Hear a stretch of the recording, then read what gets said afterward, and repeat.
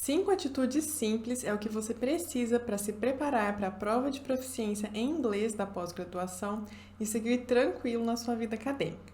Se você está nesse momento de se preparar e fazer a prova, fica nesse vídeo que eu vou te dar essas 5 dicas. Sem delongas, vamos para a primeira atitude. A primeira é conhecer a prova.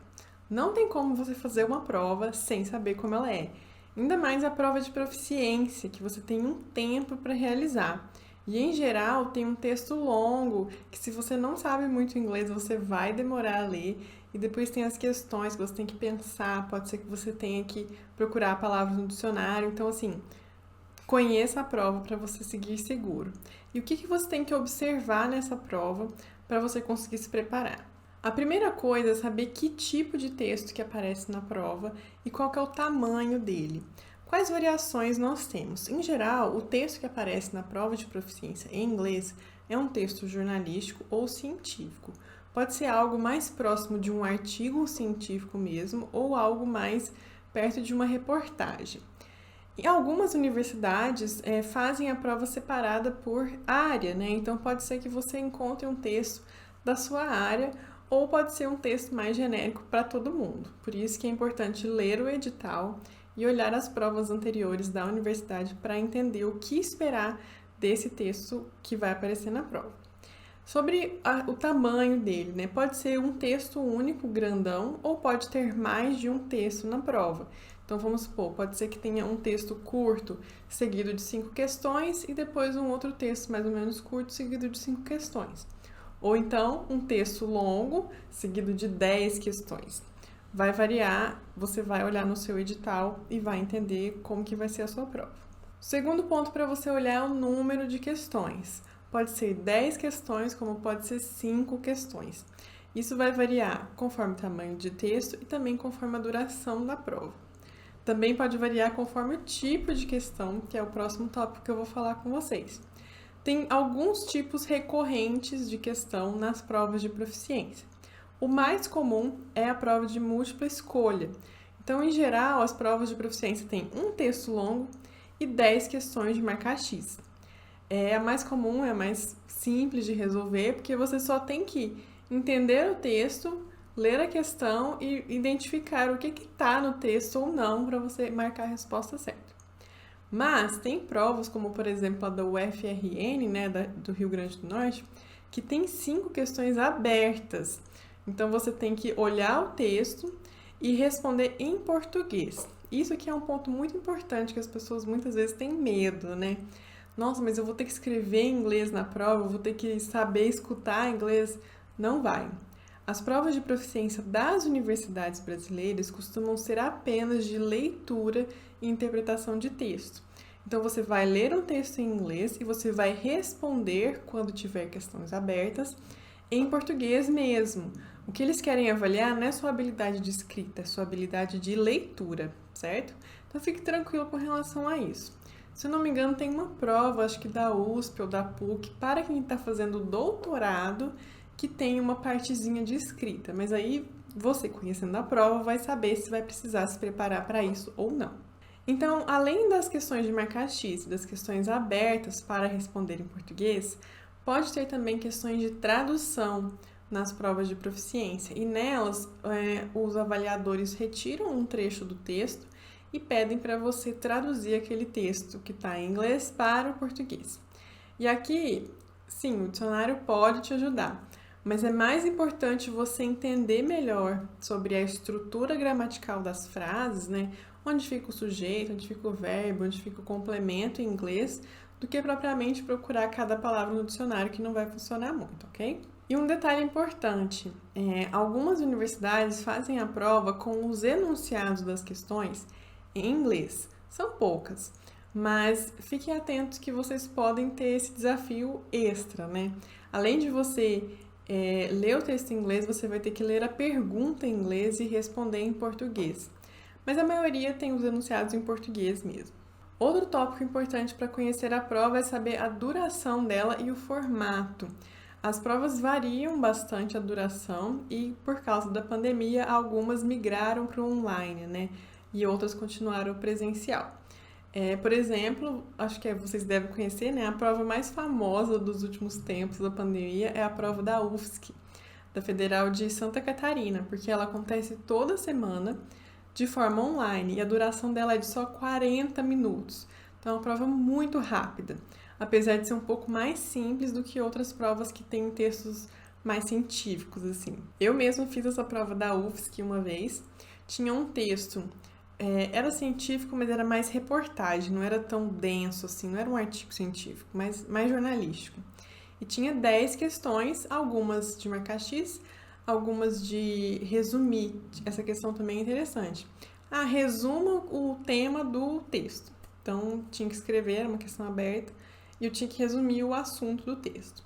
Já outras provas, principalmente as presenciais, costumam durar mais. Por exemplo, a prova da UFMG tem duração de 2 horas e meia. Mas assim, a maioria varia ali de 2 a 3 horas de duração. A da UFSC parece ser uma exceção, mas provavelmente porque ela acontece com muita frequência e é online. E por último, vejam se você pode usar ou não um dicionário na hora de fazer a prova. A maioria das universidades permite que você use um dicionário físico de papel, pode ser bilíngue, né, português e inglês, ou pode ser monolíngue. Depende da universidade e é bom você saber disso para se preparar antes de fazer a prova. Nossa segunda atitude aqui para você conseguir se preparar é organizar o seu cronograma de estudo. E aqui eu coloquei estudo diário, porque vai depender um pouco de quão perto está a sua prova. Se você vai fazer uma prova daqui 2 meses, você precisa estudar inglês todos os dias, ainda mais se o seu inglês for muito básico. Se você tiver mais tempo, por exemplo, 6 meses, daí não precisa ser diário, mas eu recomendo que seja assim, muito frequente. E para isso, vocês precisam organizar essa meta. Por isso que eu dei esse exemplo do prazo. Eu tenho a meta de fazer a prova de proficiência daqui 2 meses. Como que eu vou dividir o meu tempo até lá? Eu vou estudar, por exemplo, segunda, quarta e sexta durante 1 hora, terça e quinta durante 15 minutos, e sábado e domingo eu vou ver um vídeo em inglês, ou eu vou ler um texto em inglês, uma coisa mais leve, assim, para não ficar difícil também no final de semana, né, gente? Então, tenham em mente essa divisão das tarefas diárias, bem organizadas, para vocês atingirem aquela meta maior de passar na prova, né? Então, para isso, você vai montar um cronograma. E aí, gente, precisa ser certinho mesmo. Colocar na agenda cada horário, fechar aquele horáriozinho ali do seu estudo, porque assim, vai chegar um momento que vai ter um evento que vai conflitar e você vai ficar, eu não vou fazer hoje, e aí pula, e aí não faz, e aí não estuda, e aí não passa na prova, não tem jeito. Então, para ajudar vocês, eu vou deixar aqui no final desse vídeo, em algum lugar aqui na tela ou na descrição, um e-book gratuito, o link para vocês baixarem o e-book que nós fizemos aqui na UNA, para vocês conseguirem montar esse cronograma, e lá tem o cronograma certinho com os dias da semana e tal, e também para vocês acessarem os materiais que nós disponibilizamos lá para ajudar vocês a estudar. O que eu recomendo que vocês façam? Nos dias que vocês tiverem mais tempo, supondo segunda, quarta e sexta tem 1 hora para estudar em cada um desses dias. Estudem tópicos gramaticais mais difíceis, assim, mais densos. Um tempo verbal, um grupo nominal, algo que precisa da sua atenção mais dedicada, precisa fazer um exercício, algo assim. Quando vocês tiverem menos tempo, aí vocês vão colocar uma leitura para estudar um pouco de vocabulário, traduzir um trechinho de algum texto que vocês virem, algo mais rápido. E nos finais de semana, como eu disse, ou então nos dias que vocês têm mais tempo livre ou mais momentos de lazer, colocar essa situação mais leve, um vídeo, um filme, uma série, em que você coloca a legenda em inglês lá e pratica a leitura da legenda. Não fiquem muito preocupados com ouvir, porque isso não cai na prova, né? O importante é ler. Então se organizem para isso, fiquem espertos para pegar o e-book no final do vídeo. Terceiro ponto, terceira atitude para vocês passarem na prova: inserir o inglês no cotidiano. Então, além dos horários de estudo diário que vocês vão se organizar para fazer, vocês vão colocar o celular no idioma inglês, e não tenham medo de fazer isso, vocês não vão apertar um botão errado. Vocês já conhecem o celular de vocês, já sabem onde fica cada função. Vocês só vão ter o benefício de descobrir quais palavras que querem dizer aquilo que vocês já sabiam que é em português. Então, vocês vão conhecer várias palavras novas e vão descobrir outras, né? Então, coloquem o celular no inglês, coloquem as redes sociais de vocês em inglês, né? O Facebook, Instagram, coloca tudo em inglês para vocês ficarem em contato com o idioma o tempo inteiro. Coloquem um e-mail em inglês, que isso vai ajudar demais vocês a mergulharem no idioma. Vai ser difícil no início? Vai. Vai ser difícil, vai ser penoso, vai ser chato, mas não tem outro jeito, gente. Para aprender um idioma, a gente tem que mergulhar. E para a gente mergulhar, a gente tem que criar situações de convivência com ele o tempo todo.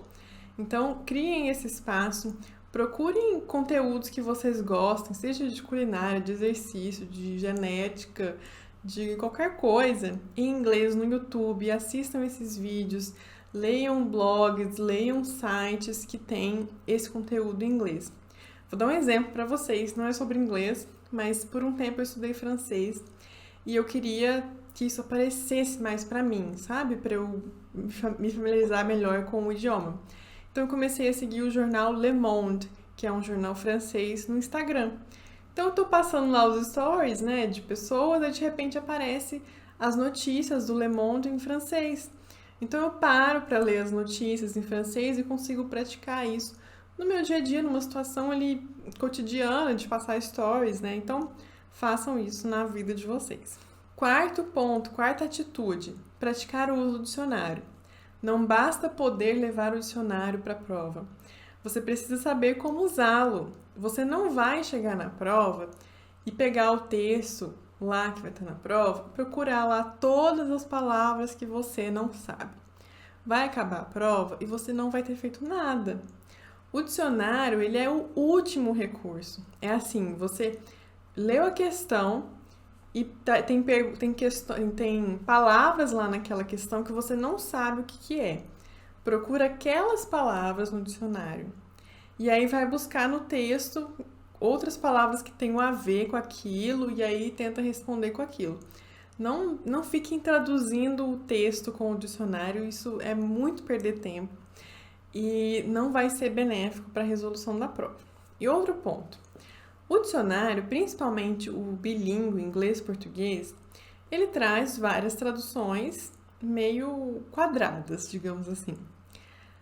E o que acontece? Quando você está lendo um texto, aquelas palavras que estão lá, elas estão dentro de um contexto específico. Então, se o dicionário tiver, por exemplo, três definições para uma entrada, e aí você tem que entender qual dessas definições que encaixa naquele contexto que você está lendo. Como que você vai fazer isso na hora da prova se você não sabe como usar o dicionário? Então, pratique o uso desse dicionário antes. Nos momentos que você selecionar lá no seu cronograma de estudo diário de ler alguma coisa para treinar o vocabulário e precisar procurar alguma palavra no dicionário, procure dessa forma. A palavra é Apple. Apple quer dizer o quê? Aí você vai lá procurando no dicionário. É maçã. Maçã. Faz sentido aqui? Faz. Tá falando de uma plantação, então é maçã mesmo. Agora, se tá escrito lá, Big Apple, aí você vai procurar no dicionário, tá, grande maçã. Mas aí no contexto, o que é essa grande maçã? Não é uma fruta grande. Tá fazendo referência a Nova York, que tem esse nome de grande maçã.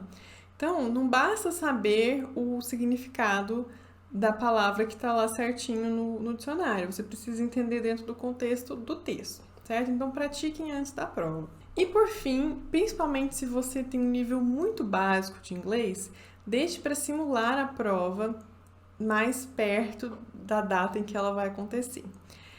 Simular a prova agora, vamos supor, eu sei nada de inglês, ou sei muito pouco de inglês, e a minha prova é daqui 2 meses. Se você for fazer a prova agora, alguma prova anterior, né, para você treinar, vai ser difícil, você vai achar que não dá conta. Então não faça isso. Faça o seu cronograma de estudo, estude, e daí 1 mês que você estiver estudando, pega a prova para simular. Aí você marca o tempo certinho, coloca o seu dicionário lá do lado, estuda um pouquinho de estratégias de leitura e resolução de prova de proficiência e simula a prova. Aí você vai ver quais foram suas maiores dificuldades. Eu achei difícil responder as perguntas abertas, ou eu achei difícil traduzir, ou eu achei difícil encontrar alguma informação específica no texto. Então, no próximo mês que você tem, você vai treinar essas coisas que você achou difícil, que você não conseguiu fazer nessa simulação. E aí depois você pode simular mais uma ou duas vezes a resolução da prova para você estar realmente preparado para o dia da prova em si, certo? Então essas são as 5 atitudes que eu recomendo que vocês insiram no cotidiano de vocês, na sua programação para se preparar para a prova de proficiência, para que vocês consigam estar realmente munidos de todos os recursos necessários para chegar na prova e se sair bem. Então, só recapitulando, primeira coisa, ler muito bem o edital da prova e ver se tem provas anteriores para entender como funciona, então conhecer a prova. Organizar o seu cronograma de estudo diário, que já vai ter o link aqui do e-book para vocês baixarem. Inserir o inglês no seu cotidiano, nas redes sociais, no seu celular, no seu computador, tudo na sua vida. Praticar o uso do dicionário antes de chegar na prova e não saber o que fazer com ele. E simular a prova um pouco antes da data, assim, para você identificar quais são as suas dificuldades e conseguir ajustá-las direitinho antes da prova, valendo mesmo. Agora sim, para você que ficou no vídeo até agora, vou deixar para vocês em algum lugar aqui da tela ou na descrição do vídeo o nosso e-book Roteiro de Estudos para a Prova de Proficiência.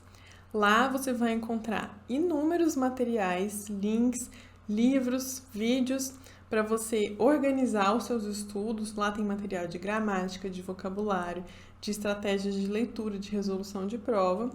Você vai encontrar também lá um plannerzinho, uma agendinha semanal para você distribuir as atividades ao longo da semana. E também vai conseguir definir as suas metas, né? A sua meta ao longo prazo, que é passar na prova de proficiência, e as suas metas diárias de estudo, certo? Espero que vocês aproveitem muito o conteúdo do e-book, que é gratuito, e desejo que vocês façam uma ótima prova. Obrigada pela atenção.